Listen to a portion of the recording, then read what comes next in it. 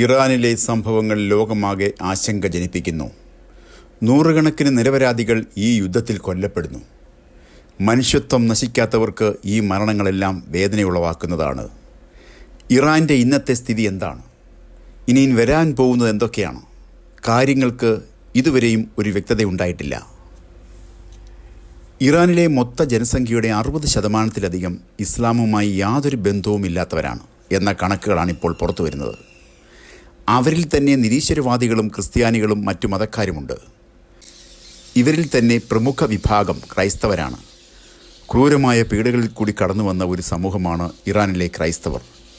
ക്രൈസ്തവ സഭയെ തകർക്കുവാൻ ആയത്തുള്ള ഖൊമൈനി കഠിനമായ പല നിയമങ്ങളും ഉണ്ടാക്കി.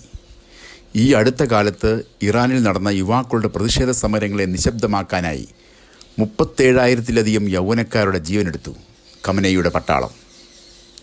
അമേരിക്കൻ പ്രസിഡന്റ് ട്രംപിൻ്റെ ആഹ്വാനം സ്വീകരിച്ച ഇറാനിലെ യുവാക്കൾ അമേരിക്കയും ഇസ്രയേലും തങ്ങളുടെ രക്ഷയ്ക്കെത്തുമെന്ന പ്രതീക്ഷയിലായിരുന്നു. ആ കാത്തിരിപ്പിന് 2026 ശനിയാഴ്ച അവസാനമായി. ഇസ്രായേൽ ഇറാന് കടുത്ത പ്രഹരമേൽപ്പിച്ചു. ആയത്തുള്ള ഖമേനിയും കുടുംബങ്ങളും സൈന്യത്തിലെ പ്രമുഖ മന്ത്രിമാരും അടങ്ങുന്ന വലിയൊരു സംഘം ഇസ്രായേലിൻ്റെ ബോംബിങ്ങിൽ വധിക്കപ്പെട്ടു.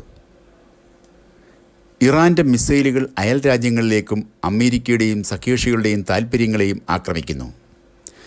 തിരിച്ച് ഇസ്രയേലും അമേരിക്കയും ഇറാനിലേക്ക് ശക്തമായ ബോംബിംഗ് നടത്തുന്നു. ചില ദിവസങ്ങൾ അല്ലെങ്കിൽ ചില മണിക്കൂറുകൾ ഇറാനെയും അമേരിക്കയും സംബന്ധിച്ച് നിർണായകമാണ്.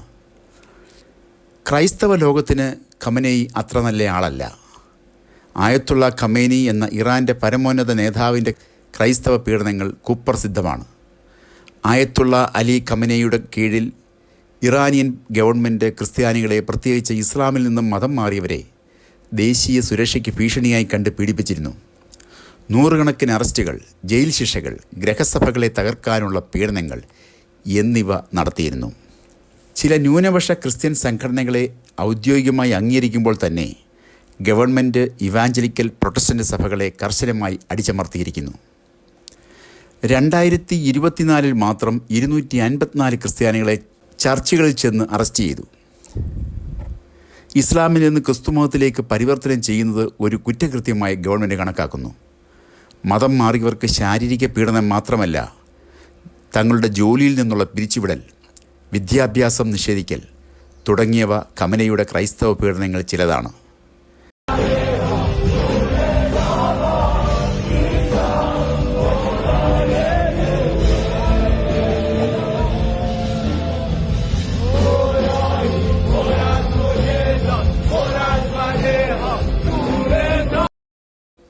(2024) 96 ക്രിസ്ത്യാനികൾക്ക് 263 വർഷം തടവ് ശിക്ഷ വിധിച്ചു. യേശുക്രിസ്തുവിനെ ബഹുമാനിക്കുന്നു എന്ന് പറയുമ്പോൾ തന്നെ ഇറാൻ ഭരണകൂടം ക്രൈസ്തവ സഭകൾക്കെതിരെ ശക്തമായി നിലകൊള്ളുന്നു.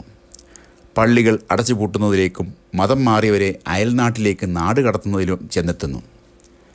അർമേനിയക്കാരെയും അസറിയക്കാരെയും ഇറാനിയൻ ഭരണഘടന അംഗീകരിക്കുന്നു. എന്നാൽ ക്രിസ്ത്യാനികളെയും പുതുതായി ക്രിസ്തുമതത്തിലേക്ക് മാറിയവരെയും അടിച്ചമർത്തുന്ന നിലപാടാണ് ഇറാൻ സർക്കാർ സ്വീകരിക്കുന്നത്. ഇറാനിലെ ക്രൈസ്തവ സഭകളുടെ വളർച്ചയ്ക്ക് കാരണക്കാരനായ ഒരു പെന്തിക്കോസ്ത് സഭാ പാസ്റ്ററാണ് സെഫിയൻ മെഹർ. ഇദ്ദേഹത്തെ രഹസ്യ പോലീസിനെ വെച്ച് വധിച്ചതും ആയത്തുള്ള ഖൊമേനിയാണ്. ഇറാനിലെ ക്രിസ്ത്യാനികളെക്കുറിച്ച് സെഫിയൻ മെഹർ എന്ന പാസ്റ്ററെക്കുറിച്ചും ഇതിനു മുമ്പ് വീഡിയോ ചെയ്തിരുന്നു. താല്പര്യമുള്ളവർക്ക് അത് കാണാവുന്നതാണ്.